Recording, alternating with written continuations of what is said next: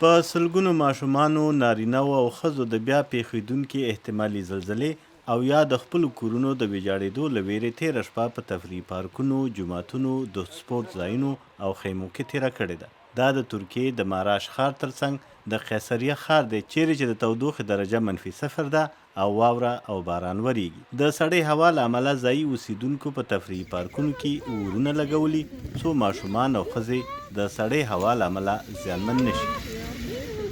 شهری که ما زندگی میکنیم شهر کایسری هم لرزان که همگی از منازل خود فرار کردن. د قیصریه په ښار کې چې موږ ژوند کوو د تیرې ورځې زلزلې سخت ولړزاوه او موږ د تیرې ورځې له شاوخوا 4 بجو راهیسې تر نن ورځې چې همدا اوس له 4 بجو اوښتې او نږدې 24 ساعته کېږي له کورونو بیرون په آزاده هوا کې تیرې کړې دي.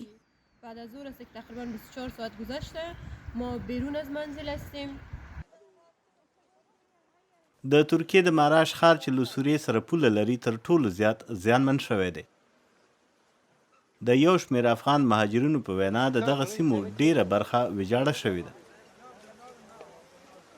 وقتی با زلزله بسیار شدید از خواب بیدار شدیم و کودکان گرفتن.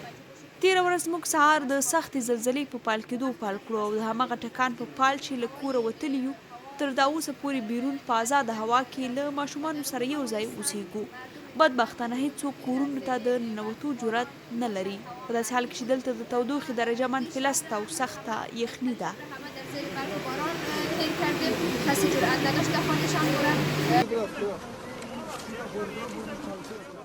یو شمېر افغان کډوال له لرې پرتو ښارونو څخه د پیښې ځای ته رسېدلي او له ټپیانو سره مرسته او همکاري کوي. د طالبانو د بهرنیو چارو وزارت په ترکیه کې د زلزلې له قربانیانو سره د 10 میلیونه افغانیو او سوریې سره د 15 میلیونه افغانیو د مرستې اعلان کړی دی. دغه وزارت په یو بیان کې دا هم ویلي دي چې د دوی د ژغورنې او روغتیایي ډلې له زلزله ځپلو سره مرستو ته چمتو دي.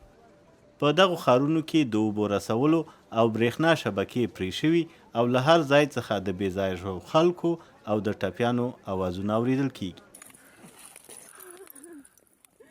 د دوشنبې په سهار یوې زورورې زلزلې د ترکیې او سوریې سرحدي سیمې ولړزولې.